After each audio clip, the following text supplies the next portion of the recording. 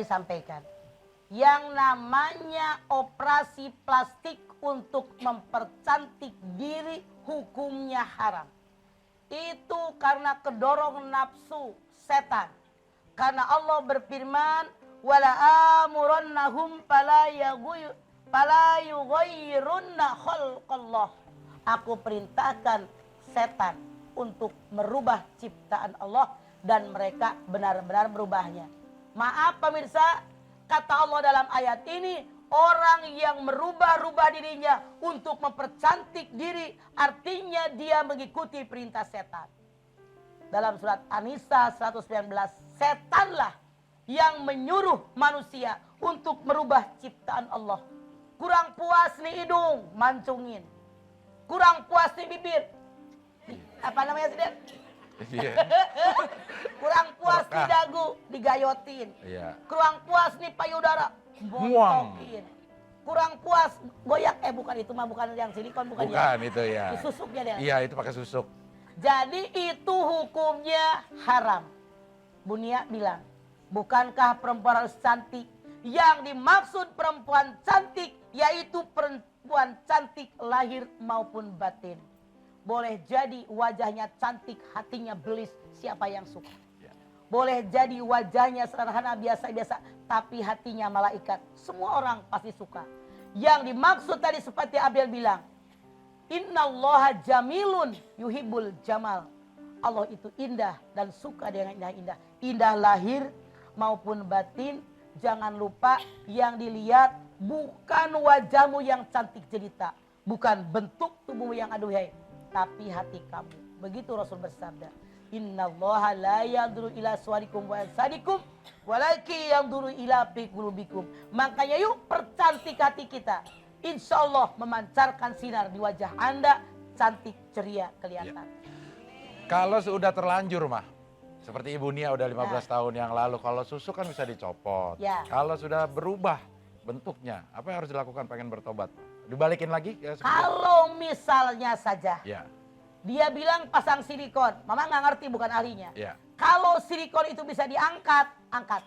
Bertaubatlah kepada Allah. Namun seandainya kita nggak ngertinya, apa silikon itu langsung menyatu dengan tubuh, membaur, apa emang numpang seperti yang mama lihat di TV itu seperti begitu, gitu kan, bisa dicopot. Kalau bisa dicopot, copot, kemudian taubat dengan taubat nasuha. Kalau nggak bisa dicopot, sudah menyatu, bertaubat kepada Allah dari hati yang paling dalam. Kemudian berjanji tidak akan melakukan perbuatan itu lagi, dan berjanji kepada Allah bahwa saya akan melakukan perbuatan yang hanya diperintahkan oleh Allah. Begitu caranya. Enggak operasi plastik mah, tapi merubah-rubah dengan misalnya nyabutin alis, terus di-sret, terus rambut disambung-sambung, terus diitemin gitu. Nah itu boleh nggak mempercantik diri gitu? Kalau misalnya kata Abdel, alis ditato, haram. Kagak boleh. Itu merubah ciptaan Allah. Rambut disambung, itu pun haram. Pakai wig, itu pun haram. Bulu mata ditempelin, itu pun haram. Kenapa sih bulu mata yang ada juga bagus? Apa yang asli yang Allah ciptakan itu yang lebih baik. Rambut yang panjang dipotong, yang pendek disambung. Kapan syukurnya jadi orang? Haram disambung-sambung rambut. Begitu. Kenapa tuh dipotong dulu kalau pengen disambung mah? Panjangin 2-3 bulan panjang. Begitu. Jadi syukuri apa yang ada.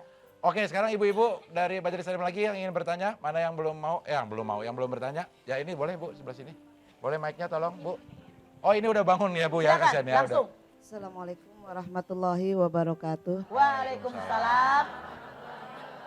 Nama saya Ibu Mariani dari Majelis Taklim Baitur Rahim, Kemiri Muka, Depok. Ma, saya mau tanya tapi di luar tema ya Ma. Saya punya teman, saya juga punya. Saya banyak ya.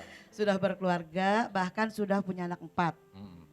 Dan dia sekarang suaminya sedang mengalami sakit, boleh dikatakan sakit jiwa.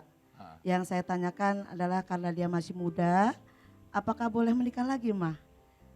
Yang saya tanyakan cuma itu. Terima kasih atas jawabannya. Assalamualaikum warahmatullahi wabarakatuh. Waalaikumsalam.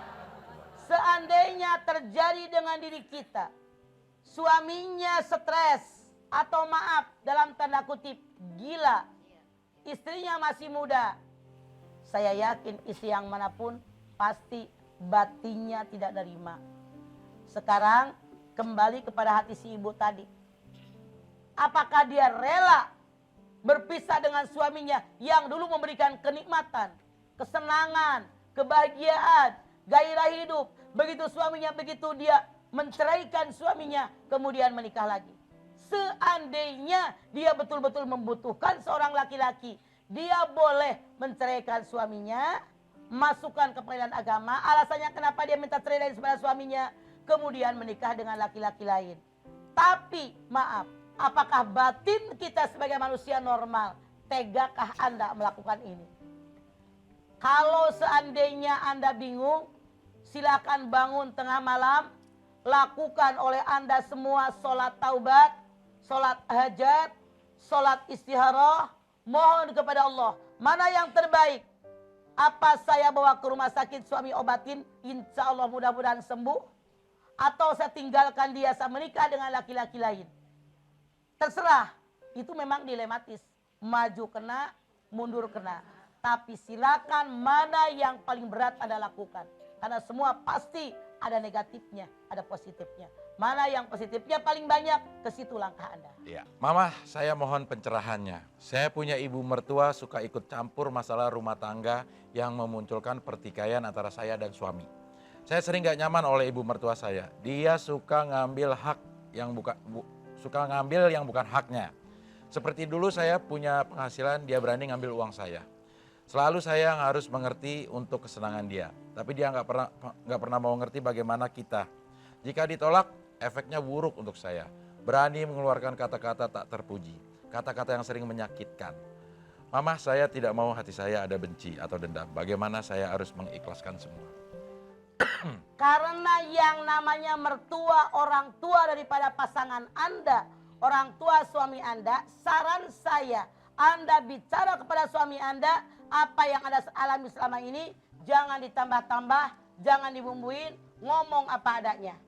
Minta kepada suami Anda, bagaimana solusinya. Kenapa? Suami Anda anak dari mertua Anda. Dia tahu persis puluhan tahun jadi anak dia, tahu persis bagaimana menghadapi ibunya yang seperti itu. Memang saya yakin semua menantu pasti tidak suka kalau mertuanya selalu ikut campur dengan urusan daripada menantunya. Makanya kita jadi mertua jangan ikut campur.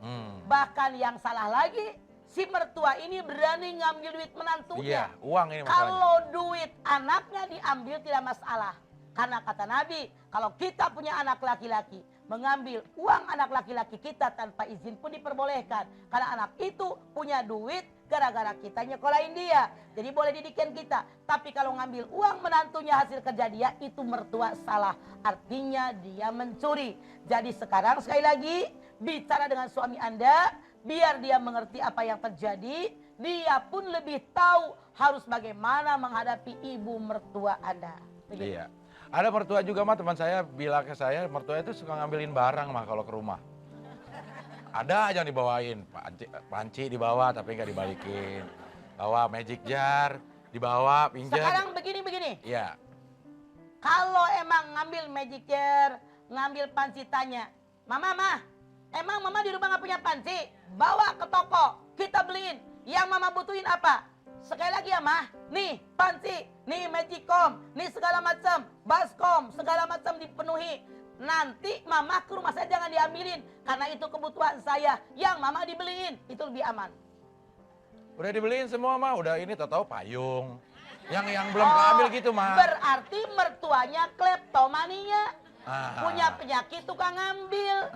Nah ini merepotkan. Sekarang kalau emang mertuanya kleptomania, tahu panci diambil. Kalau ke rumah mertua ambil lagi panci gue. Iya. Nah, saran saya namain aja. Misalnya Abdel. Panci, iya. Panci. Maaf. Iya. Tidak ada salahnya Del. Kenapa? iya. Karena mertuanya begitu. Sapu namain Iya. misalnya. Jadi tiap yang dia ambil lagi. Jadi kalau nggak dinamain ngambilnya malu sama ipar. Iya. Kalau dinamain Iya, jelas ini punya saya. Makanya saran saya, wahai menantu yang mertuanya kleptomania, semua barang Anda, sendok, garpu, panci, Iya. gorengan, semua namain. Iya. Jadi kalau dibawa oleh mertua, Iya. kita ngambilnya nggak malu. Itu milik saya. Iya begitu ya. Pulang dari sini Bu, lihat yang Ibu ambil dari menantu ada namanya nggak gitu ya. Termalu-malu Ibu ya. Silakan yang berikutnya Ibu dari Majelis Salim dari sebelah sini boleh ada yang mau bertanya Bu? Oh ini ya. Silakan mic-nya tolong. Mic-nya tadi ya sudah ya. Mangga. Mangga Bu. Assalamualaikum warahmatullahi wabarakatuh. Waalaikumsalam. Mama, saya mau tanya, Mah, di luar tema, Mah. Nama Ya. ibu siapa? Nama saya Ibu Mariana dari Radiotul Jannah. Tadi Iya. ini Mariani, yang ini Mariana. Mariana, ya. Gini, Mah, saya mau tanya, kalau fitrah sama ponakan boleh nggak, Mah? Zakat fitrah Zakat maksud fitrah, Anda? ya zakat fitrah sama Kalau ponakan, ponakan boleh. itu fakir, ponakan itu miskin, boleh. Yang tidak boleh fitrah, zakat mal, semua zakat yang sekian macam zakat tidak boleh diberikan kepada garis lurus. Saya zakat, nggak boleh buat emak, bapak, nenek, kakek, uyut, anak, mantu, cucu. Kenapa? Karena kalau saya kaya, emak saya susah bukan dari zakat tapi dana pakah wajib. Dari pasangan saya, dari diri saya tidak boleh ke garis lurus. Kalau ponakan udah kiri kanan, kakak adik ponakan encang-encing boleh. Ponakannya anak yatim, Mah? Bukan soal yatim, yatim tidak berhak menerima zakat, Enggak. salah Anda. Oh gitu. Ya, makanya mau tanyain dulu, Mah. Ya, Ya. jadi sekali lagi pemirsa, yang namanya yatim tidak berhak menerima zakat. Anda lihat At-Taubah 60. Innamas shodaqatu lil fuqara'i wal masakin wal 'amilina 'alaiha wal mu'allafatu qulubuhum fir riqab wal gharimina fi sabilillah wa iblis sabil. Tidak ada anak yatim. Anak yatim tidak berhak dengan zakat kecuali kalau yatimnya fakir, miskin. Kalau kita ngeluarin zakat buat mereka, yatimnya jangan disebut, yang disebut hanya miskinnya saja. Gitu Bu Terima kasih, Mar. Mama. Ya. Assalamualaikum warahmatullahi wabarakatuh. Waalaikumsalam warahmatullahi wabarakatuh.